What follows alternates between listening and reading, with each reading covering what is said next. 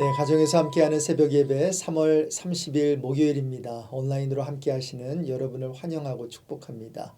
이제 새 찬송가 152장 귀하신 예수를 부르면서 시작합니다.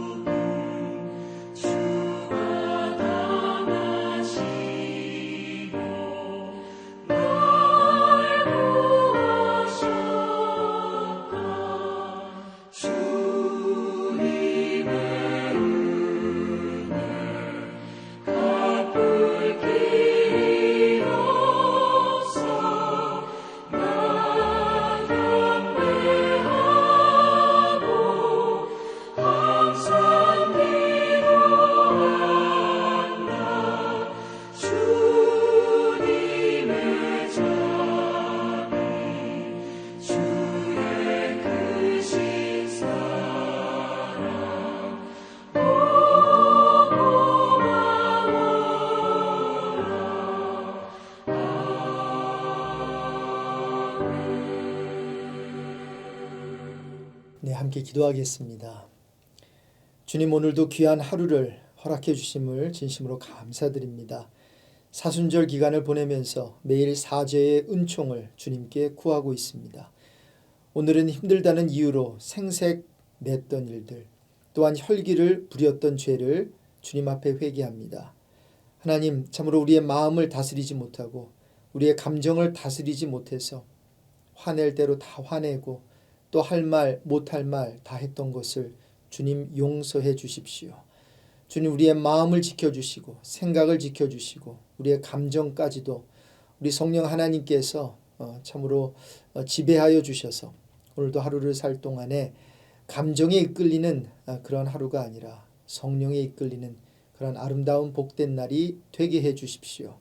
이 시간 하나님의 말씀을 눈으로 보고 입으로 읽고 귀로 들을 때 우리 마음속에 레마의 말씀으로 각인되길 간절히 바라며 존귀하신 예수 그리스도의 이름으로 기도드립니다. 아멘. 오늘 아침 주시는 말씀은 마태복음 26장 17절에서 35절입니다. 무교절의 첫날에 제자들이 예수께 나와서 이르되 유월절 음식 잡수실 것을 우리가 어디서 준비하기를 원하시나이까? 이르시되 성한 아무에게 가서 이르되 선생님 말씀이 내 때가 가까이 왔으니 내 제자들과 함께 유월절을 내 집에서 지키겠다 하시더라 하라 하시니 제자들이 예수께서 시키신 대로 하여 유월절을 준비하였더라. 저물 때에 예수께서 12제자와 함께 앉으셨더니 그들이 먹을 때에 이르시되 내가 진실로 너희에게 이르노니 너희 중에 한 사람이 나를 팔리라 하시니 그들이 몹시 근심하여 각각 여짜오되 주여 나는 아니지요. 대답하여 이르시되 나와 함께 그릇에 손을 넣는 그가 나를 팔리라. 인자는 자기에 대하여 기록된 대로 가거니와 인자를 파는 그 사람에게는 화가 있으리로다. 그 사람은 차라리 태어나지 아니하였더라면 제게 좋을 뻔하였느니라. 예수를 파는 유다가 대답하여 이르되 랍비여 나는 아니지요. 대답하시되 내가 말하였도다 하시니라. 그들이 먹을 때에 예수께서 떡을 가지사 축복하시고 떼어 제자들에게 주시며 이르시되 받아서 먹으라 이것은 내 몸이니라 하시고 또 잔을 가지사 감사기도 하시고 그들에게 주시며 이르시되 너희가 다 이것을 마시라. 이것은 죄사함을 얻게 하려고 많은 사람을 위하여 흘리는 바 나의 피 곧 언약의 피니라. 그러나 너희에게 이르노니 내가 포도나무에서 난 것을 이제부터 내 아버지의 나라에서 새 것으로 너희와 함께 마시는 날까지 마시지 아니하리라 하시니라. 이에 그들이 찬미하고 감난산으로 나아가니라. 그때 예수께서 제자들에게 이르시되 오늘 밤에 너희가 다 나를 버리리라. 기록된 바 내가 목자를 치리니 양의 떼가 흩어지리라 하였느니라. 그러나 내가 살아난 후에 너희보다 먼저 갈릴리로 가리라. 베드로가 대답하여 이르되 모두 주를 버릴지라도 나는 결코 버리지 않겠나이다. 예수께서 이르시되 내가 진실로 내게 이르노니 오늘 밤 닭 울기 전에 내가 3번 나를 부인하리라. 베드로가 이르되 내가 주와 함께 죽을지언정 주를 부인하지 않겠나이다 하고 모든 제자도 그와 같이 말하니라. 네, 예수님은 십자가 고난을 받기 전에 제자들과 함께 유월절 만찬을 드셨습니다. 오늘 본문에 보면 제자들이 먼저 예수님께 유월절 만찬을 건의한 것으로 보이는데요. 누가복음 기록을 보면요. 유월절 식사는 제자들이 아니라 예수님이 먼저 원하셨던 것을 우리는 알 수 있습니다. 이것은 누가만의 그러니까 누가복음을 기록한 누가만의 독특한 기록이기도 한데요. 누가복음 22장 14절과 15절은 이 부분에 대해 잘 설명해 주고 있습니다. 한번 같이 읽어볼까요? 때가 이름에 예수께서 사도들과 함께 앉으사 이르시되 내가 고난을 받기 전에 너희와 함께 이 유월절 먹기를 원하고 원하였노라. 네, 이렇게 예수님은 제자들과 함께 유월절 먹기를 그냥 원하신 게 아니라 원하고 원하였다고 되어 있습니다. 유월절 식사를 십자가 고난과 이렇게 연결시켜 기록한 것은 유월절 식사를 신학적으로 해석하고자 한 누가의 의도를 엿볼 수 있는데요. 여기서 원하고 원하였다는 헬라어 단어는 동사를 강조하는 표현법으로 예수님이 유월절을 하시길 간절히 원하셨다는 의미입니다. 그래서 새 번역 성경은 이 유월절 음식을 먹기를 참으로 간절히 바랐다. 이렇게 번역을 했습니다. 이것은 예수님이 제자들과 함께 식사에 참여하는 교제를 갈망한 것도 맞지만 그것과 더불어 예수님께서 유월절 식사를 간절히 원한 것으로도 해석이 가능합니다. 이 두 가지 의미가 다 가능한데요. 먼저 예수님께서는 제자들과 함께 식사에 참여하는 교제를 간절히 원하셨던 것입니다. 예수님께서는 가룟 유다의 배신으로 잡혀서 고난 당하실 것을 미리 아셨습니다. 그렇기 때문에 이 식사가 제자들과의 마지막 만찬이 될 것 또한 당연히 아셨겠지요.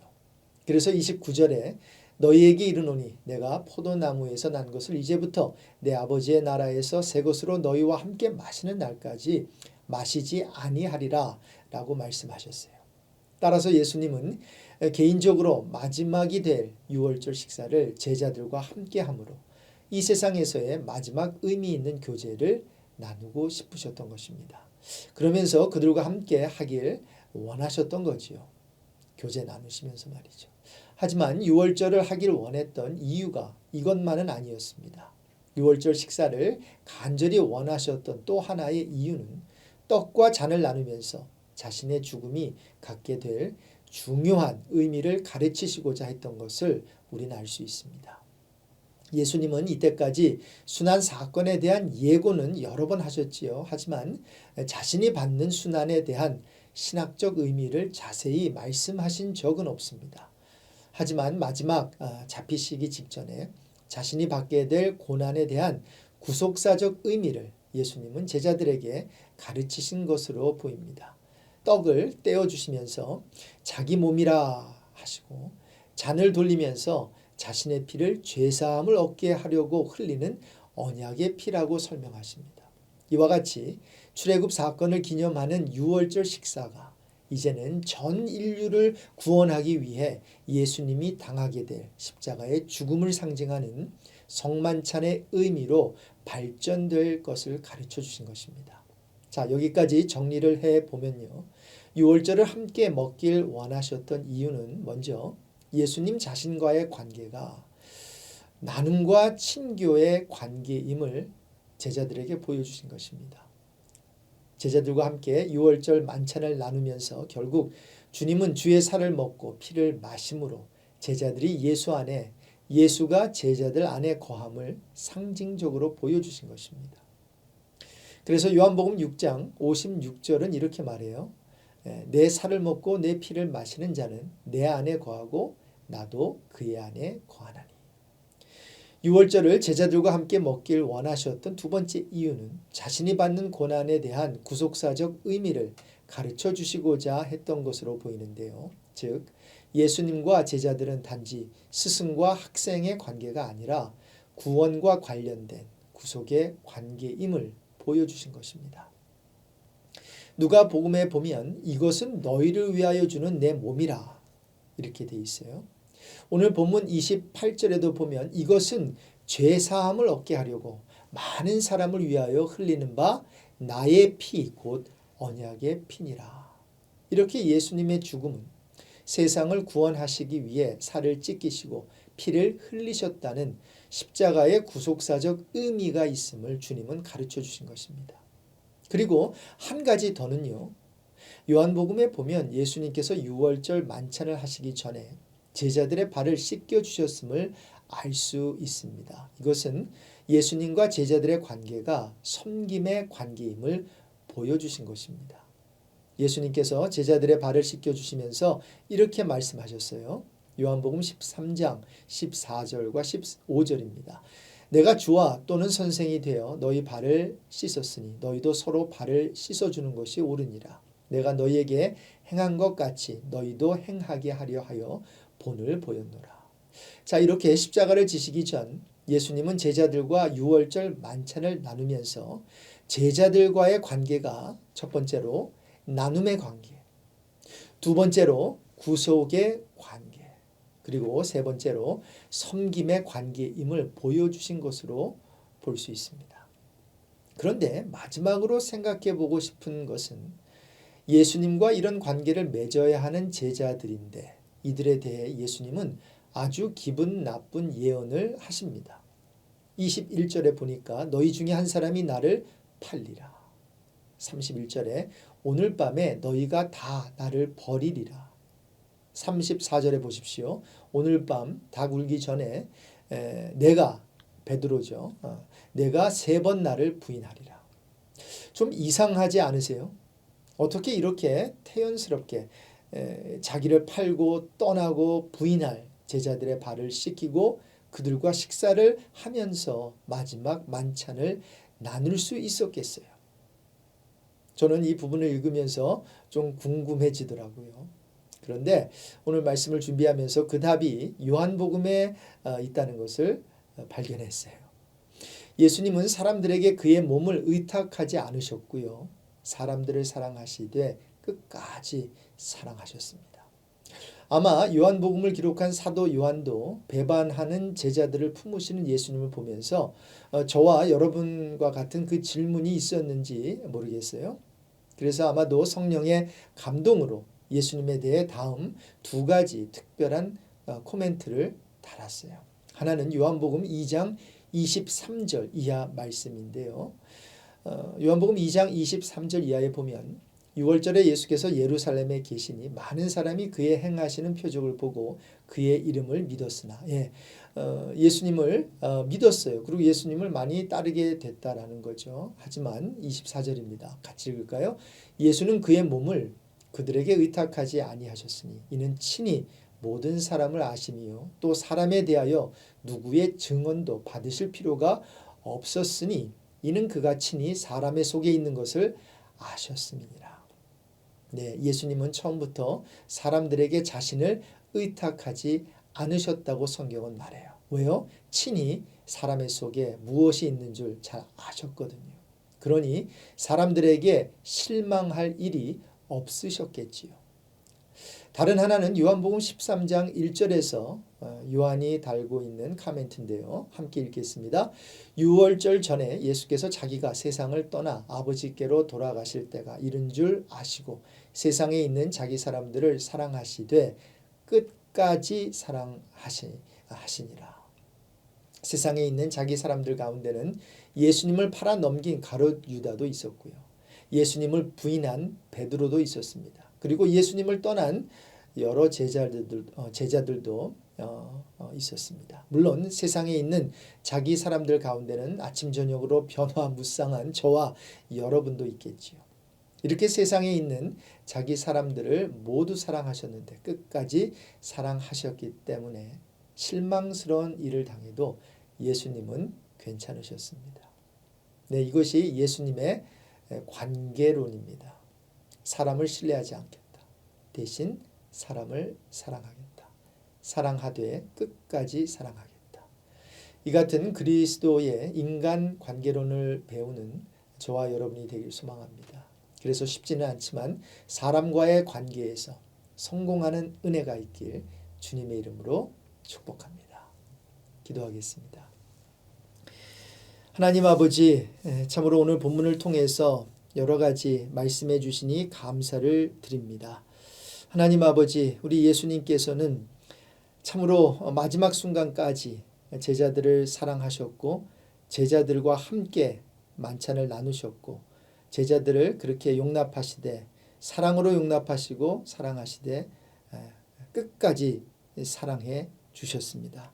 하나님 아버지, 저희들도 이 세상에 살면서 그런 예수님의 인간 그 관계의 어떠한 그 노하우를 우리가 배우게 하여 주시고 우리를 힘들게 하고 또 우리를 어렵게 하는 자들이 있을지라도 하나님 그들 때문에 너무 마음 아파하지 않고 오히려 예수님처럼 우리가 사람들에게 우리 자신을 우리의 몸을 의탁하는 것이 아니라 예수님께 의탁하고 오직 우리 사람들은 사랑하는 그런 대상임을 알아 사람을 신뢰하지 않고 사람을 사랑하며 사람을 사랑하되 끝까지 사랑하는 우리 모두가 되게 해 주십시오. 하나님 아버지, 오늘도 이렇게 주님 안에서 함께 만찬을 나눠야 되고 식사를 나눠야 되는 형제 자매들이 분명히 있는 줄로 압니다. 예수님께서 힘든 그 상황 속에서도 가룟 유다와 또 예수님을 부인한 베드로와 또 예수님을 떠난 제자들 함께 식사를 나눴던 것처럼 우리도 그러한 식사를 함께 나눌 수 있는 그러한 넉넉한 마음을 허락하여 주시고 그들을 사랑하게 하시고 용납하는 복된 하루가 되게 해 주십시오. 우리를 사랑해 주셔서 십자가에 돌아가 주신 우리 주 예수 그리스도의 이름으로 기도드립니다. 아멘. 예, 이제 잠깐이라도 기도하시고요. 또 직장으로 또 여러분 삶의 터전으로 나아가시길 바랍니다. 여러분 축복합니다. 샬롬.